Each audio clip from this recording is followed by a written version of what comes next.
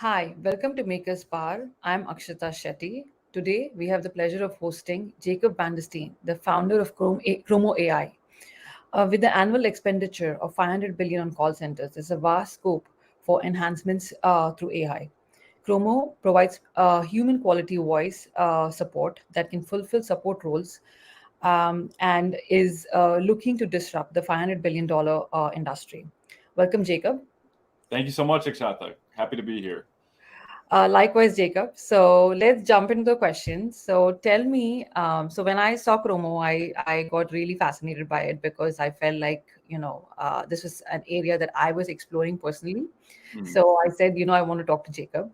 So tell me, how did you get the idea of starting Chromo, and what inspired you to start the company? Absolutely, great question. So it emerged quite naturally. I started a company in 2020 called Mamuka AI. 10 years before that, I had initially created my first company. I was 16 years old. And through that, and also 10 years of business development and sales, I started to realize that AI was going to change the way we're going to do things. So that's why I started Manuka AI, because I realized the messages I was sending, when I was doing business development or sales, were repeated similar messages with a structure, and there's all pretty much data oriented, the data for the contact, the data for whatever you're selling. So that's where I started Manuka AI. And as part of that, throughout that journey, I met someone named AJ Malik, who is an AI inventor and a very prolific inventor at that, ex-Google. And we built a very good friendship and relationship just around wanting to build a highly successful company. So we share that grand sense of vision and also a passion for technology. So through that, around the same time, I met someone named Sadeh, who runs a call center. So we were analyzing an investment together. This was about 2 years ago. And, his call center grew tremendously because he had actually adopted, pre-COVID, they had adopted a totally remote model. So this was just something they decided to do as a company that allowed them to grow. It was 793% during the pandemic because everyone else was trying to figure it out. They said, they were already positioned properly. So years later, we developed relationships, and Sadeh and I had a call, and he said, hey, I have this massive amount of opportunity, but it's really hard to fill these positions because he just opened up his numbers, and it's very hard these days. You got to do background tests and all these steps, multiple interviews to get people to engage in these call center roles. And AJ simultaneously had developed a foundational AI infrastructure to build products and applications on top of. And just knowing both of them, I brought them together, said, I think this is a great opportunity for us to focus on, knowing that the tech is there and then also the demand is there. And then, so that's really how Chromo AI has come to be. And we're very much in the early stages, just getting started, but, focused on getting our product to market in the beginning of the year. Yeah, so I think this is a really interesting space, and as you rightly pointed out, hiring is extremely difficult in call center, um, you know, uh, industry. So I totally hear you when you said hiring was like extremely hard, and then this is a great way where you can disrupt and I don't know. Recently, I saw this. Thing that went viral on NL Pearl or something like that, which was towards the insurance industry, and I thought like Chromo was like really cool, and what you guys are doing within Chromo is like amazing. So okay, so tell me, what does your company exactly do? Since I talked a little bit about what Chromo does and what your product lines are. Yeah, absolutely. So we are focused, when we look at the market, there are others who have, over the last few years applied AI to customer service. And much of that has centered around chatbots, especially with OpenAI, ChatGPT, and all those things. There's an exceptional degree of performance that has come in that specific application. Yeah. But then simultaneously, what we see next is that voice interaction. We look at the principal fundamentals of how human nature is. People like to express themselves. They like to talk, especially if you're frustrated with an issue. And so we see call centers and AI, human quality AI voice, as the next step for that. So that's where we are going to focus entirely strategically and allow other product lines to be developed and to come from there. So that's where our key focus is. And then in terms of how we really execute on that, being that there's existing demand in the call center space that we already have contracted, our focus is to find them where they are, meet them where they are, and then build out our application around their specific use cases. So that could be reservations, it could be insurance, as you mentioned, or other sort of applications, but really just allowing the AI, we can call it empowered AI, to deliver not only augment and support, but also deliver solutions. So that's where we see us taking a step forward in that specific area. That's amazing. And so, what has been like the significant challenges that you have faced as you are building Chromo, that you are facing as well as you're building Chromo, and in I mean more in terms of technology as well as in terms of how adoption, right? Because these are some new technologies where you Mhm. want people to adopt as well, right? So, so what are you like seeing right now in the market? Yeah. So this is a great question, because where we really see the challenges, you mentioned the word adoption. So we Yeah. already have the existing demand and the opportunity to serve it. So now, as I mentioned, it's building around the existing workflows and the way that not only the customer interacts, as in the direct client who's using the technology to solve their problem, but also on the other side, the person who's experiencing the conversation. We see that there's still so much friction. In fact, there's still 11-minute wait times, and you still have to validate all your information. And Yeah. most calls actually end in hangups without solutions. And we think those stats are a little bit ridiculous, being that we are where we are in 2023. So those will be the challenges, just building a solution that's able to remove those, Mhm. meet the user where they are, the actual client using the technology, but then also enriching the experience. So as part of this, on a greater scale, there's also the social impact, because we know and perceive that by being able to bring this technology to market, it's similar to the major revolutions that have come from the industrial age and beyond, when major technology comes that replaces or supersedes the ability for humans to perform a certain task.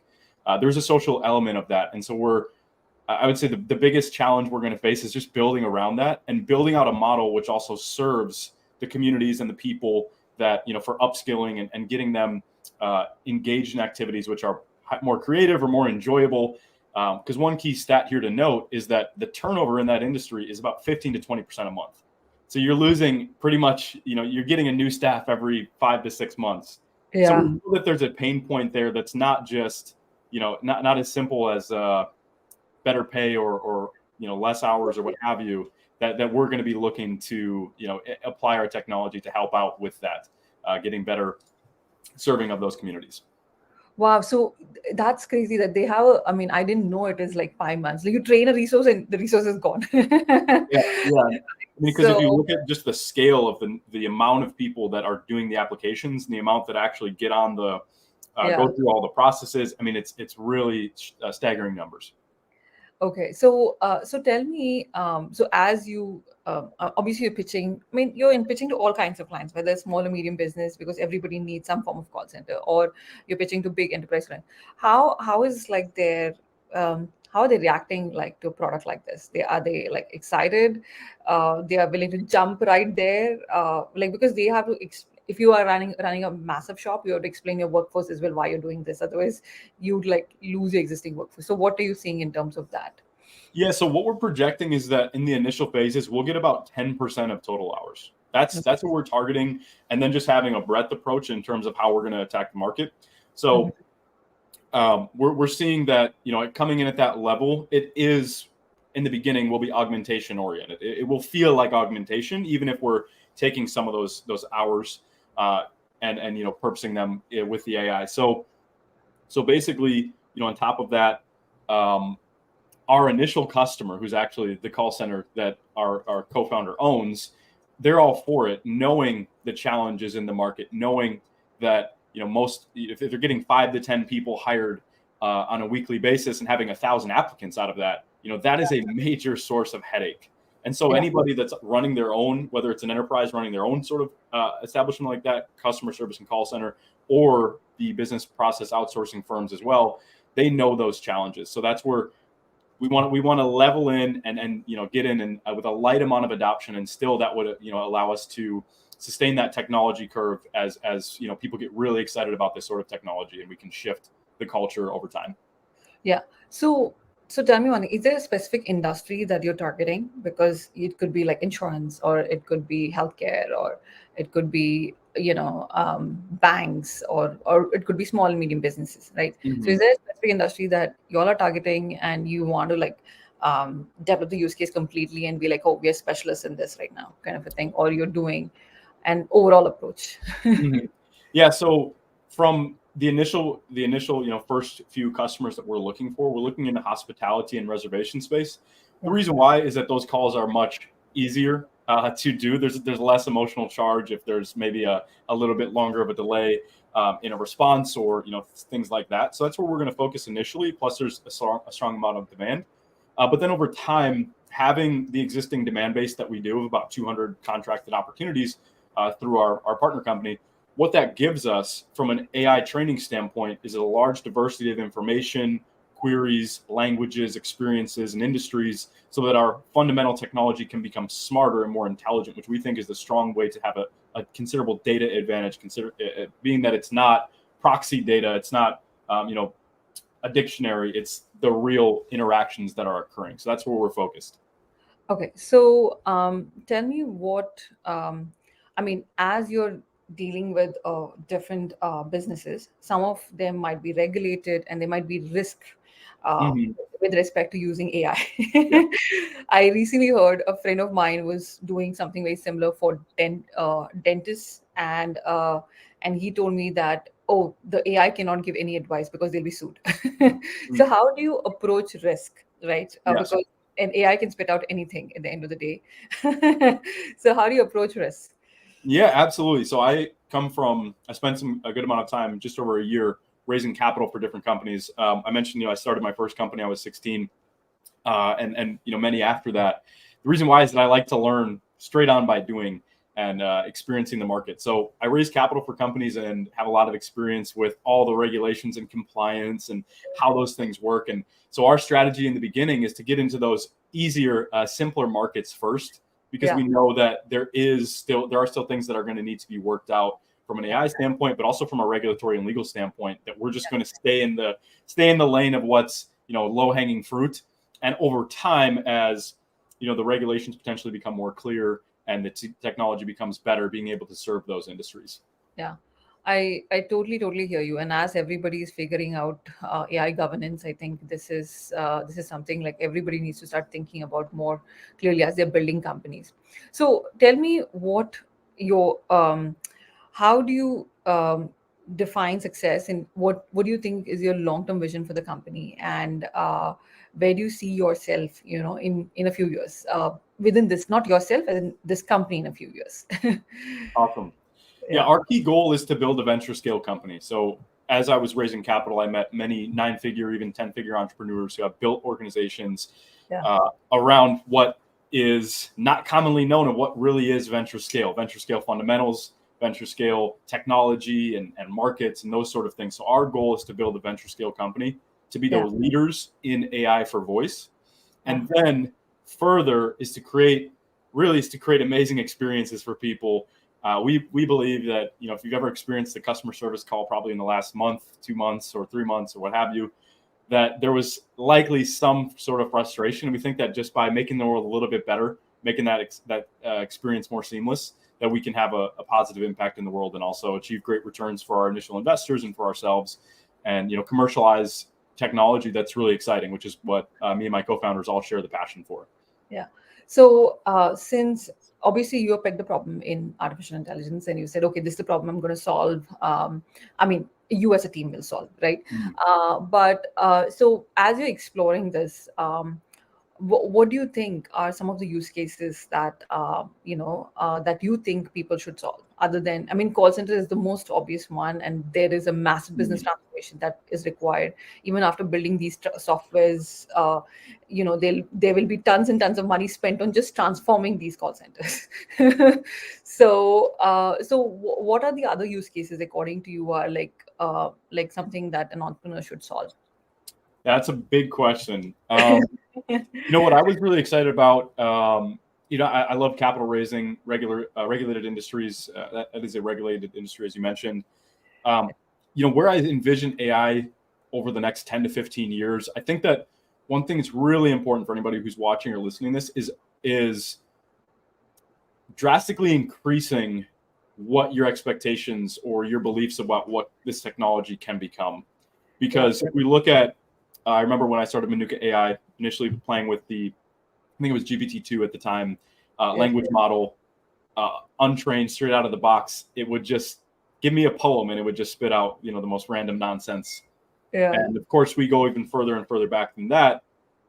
We've really hit a major inflection point. So my vision for where I believe AI will be in 10, 20 years is where essentially you have agents who are right there. Perhaps if this was a Zoom call, for example, and I'm on a pitch, I have an AI agent that's not only going to transcribe notes. That's where we're at right now. I'm sure you've seen those. You have the Yes. I had different 5 AI for a while. exactly. So they transcribe the notes. They've actually started to get better and say, here's the action points. But Yeah. my vision over the next 5, 10, 20 years is that it will basically be able to take actions for you, and that we'll be able to build. This is actually something NFX, the venture capitalist firm, had shared. 3-person billion-dollar companies. That's where they think it is, and I think it's similar, where we'll be able to massively augment our capabilities with AI that will essentially function like humans, if not. Even if it is just in a specific area or niche, maybe you have a specific AI for marketing or what have you that is kind of your agent or your employee or your person. That's where I think technology is going. So I would say, just focusing on where we can drive, how we can take the technology forward. That's where I would be continuously looking as an entrepreneur. Yeah. So, 3% billion dollars, that this piqued my interest now. So Yeah. you'll have to explain to our audience, what do you mean by 3% billion dollar company? And this, I've heard this concept because, obviously I'm in this space a little bit and I understand it a little bit. So tell me, what does that mean? Yeah. So what those roles are Yeah. is debatable. Yeah. Let's say, even if you look at our company, so we right now, myself, CEO, Yeah. capital raising, strategy, financials, things like that, and product. We have our CTO, who handles, of course, product development, scalability of the technology, and all those sort of things, and then growth. Yeah. So and under our growth, we have existing demand that's quite significant. So maybe it's 3 engineers, maybe it's the model I just laid out, but the prediction is that, and we're already potentially starting to see that, is how much more can get done with using AI as that tool. For example, I'm sure pretty much everyone's done this at this point. ChatGPT, hey, I need you to write a contract, and your contract that would take 2 weeks or a month, depending on if you make it yourself or if you have a law firm make it. Maybe it's not, elite law firm quality yet, but it works. Yeah. And that time at which we went from a week, 2 weeks, maybe even a couple of days, down to 30 seconds. Yeah. That is how I would think about how we'd be able to create 3-person billion-dollar company. So you'd have technology that's extremely scalable, solving a massive problem, and using a large amount of AI to streamline the processes from beginning to end in the company. So those are the kind of the fundamentals I'd be looking for. Yeah, and as a content creator, I feel like ever since ChatGPT has come to my life, it has become a lot more easier for me. I mean, I used to use a different tool before ChatGPT as well, because there's only so much brain space I have, and I need new and fresh ideas, kind of a thing. So definitely, having a free tool has saved my life quite a bit. So, and I'm able to do a lot more things than I would usually do. Yeah, So exactly. And that's such a key point. There was a graph that came out. This was or a study that was done by McKinsey. This is actually in 2018, yeah, where it talks about early AI adopters are going to, over the next 15, 20 years, if we look at companies that actually make it public, the ones that are early adopters in AI yeah, will have an average of 5 to 6 times the level of valuation. yeah. And so the reason why is exactly what you're talking about. Imagine it's for you and I, it's we saved a week, or we saved 3 hours. Now it came 30 seconds. But imagine that's occurring across everybody that's using the technology. So we're talking about billions and billions of hours, or even more than that. So Totally hear you. And also, I feel that people who first start adopting these technologies, like people ask me, how do you do so many things? And though I have to say, I have tools for everything. Else, I cannot survive. And I mean, with AI, I think there'll be a lot more tools, and I'm excited to see. I mean, I'm experimenting new products every week, so I'm Hmm. really excited to see what else is out there. So anyways, so tell me, if and Jacob, we didn't talk about your early life, because you Hmm. said you started a company at 16, and I've Hmm. actually heard of Manuka AI, if you would believe it or not. I don't know how Really? I'm. Yeah, yeah, I try Wow, every new technology that's at awesome. some point. So so tell me, like, what your early life has been, and like, to be like a serial entrepreneur, and it looks like you do a lot of things as well. And what kind of motivates you to do this, or what's your story like? And is there a book or a mentor that has inspired you to do these things? And Hmm. as we spoke before we started the interview, like someone like Ajay Malik working with you must have seen something really Yes. in you. So so that's why I want to know what the whole story was like till here. Yeah. Yeah, just to go in reverse order here. So AJ, we were just on the phone the other day, and he said, you have tremendous potential, and I want to help you actualize it. And so that's Yeah, people like that are at my age. It's still the most important thing, and I think that's always going to be the thing where you have somebody to learn from, somebody to yeah. teach you something or augment you in various ways. So yeah, early life. I was actually born in St. Paul, Minnesota. I still live in Minnesota, so. Um, do love it here. We have our cold winters, all those good things. Yeah. But you know, early life was actually a bit challenging, I would say, in a few respects. We started out as a family. I'm actually the youngest of five, Oh, wow. so youngest of five, Yeah. and we started out in sort of a tough environment initially for my first 5 years of life. Uh-huh. But that actually helped to shape me, and being the youngest of five. My siblings would always say, "Hey, you're the one who's going to take care of mom and dad and take care of us." And it was actually those sort of things. Now that I'm a father now, and I have a 16-month-old, it planted an early vision, even if I didn't know what it really Yeah. was, Yeah. that there was some way I was going to serve and help people. And I think that's what actually has driven everything that I've done, Yeah. from that time. Yeah. Um, so through that, you just always just looking to answer that question. What is the way that I'll be able to serve people and build companies that are enduring and that Yeah. help my parents and my family and other people as Yeah. well. So yeah, those were really like the roots. Is just having the vision implanted in me from a young age. Yeah, that is pretty cool. And being young, I come from a big family as well. So although it's just me and my brother, but my mom has many siblings. So and that kind of taught me quite a bit very early on in my life. And it was tough, as you pointed out, like to live with so many cousins, right? And then it's interesting that you said you want to help people in some way. And Mhm. I see most people who venture into something like this, they want to help people. Like Mika started with plainly with helping people, and even to this day it is only helping people. And I think money is just an outcome of what happens out of all of this, but I think Mhm. helping people comes before everything else. So that's amazing. So is there a book or a mentor that helped you? Yeah, so that one, when you said that, I was like, that's gonna be hard. So I will say there's been various books that have been influential at different times, and Yeah.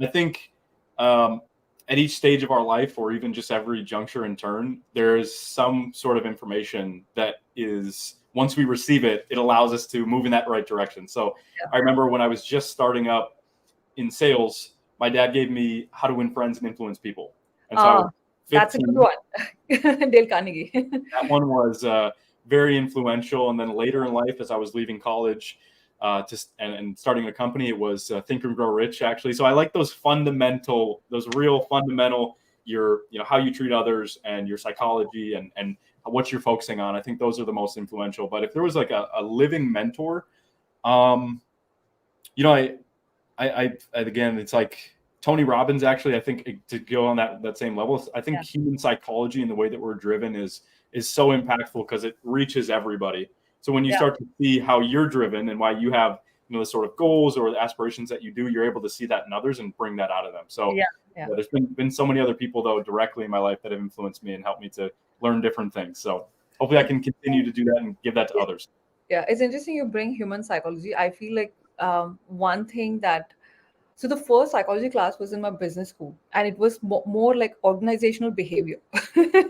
So I wish, and I thought like this is such a like a fluff class. I don't want to listen to this kind of a thing.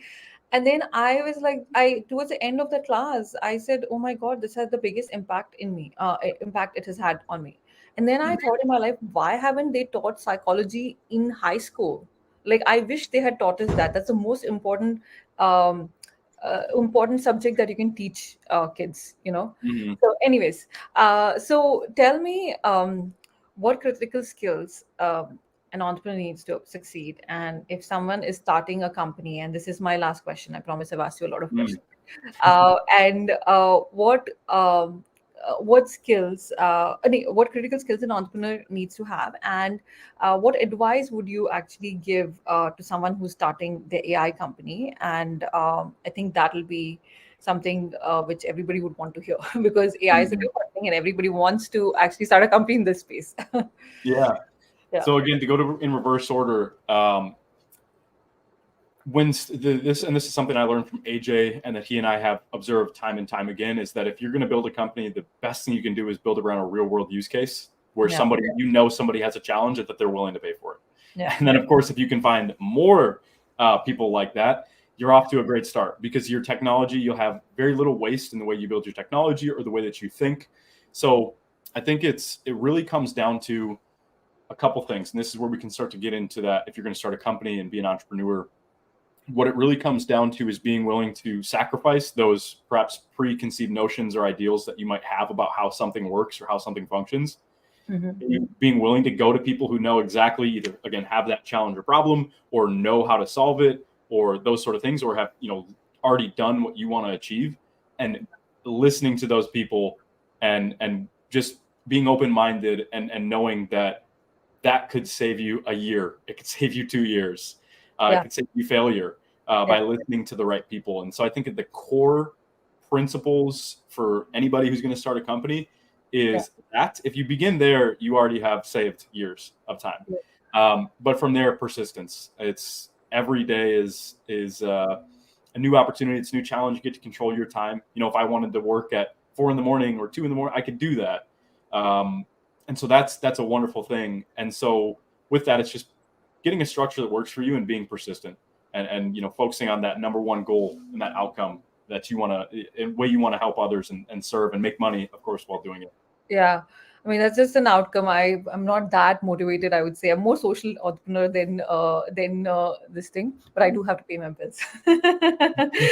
So, anyways, I think that's amazing that especially when you pointed out like persistence, right? And listening to somebody's advice, and I think like for a lot of times I have noticed like people's ego gets in their way. My ego also gets in my way at times, and I think Yeah. that's amazing advice that you gave, where if you listen to someone you could save 10 years of heartache, kind of a thing. So I totally hear you. And persistence, yeah, I cannot insist more. Like there's no ways to build companies. I always say you need 10 years to build anything.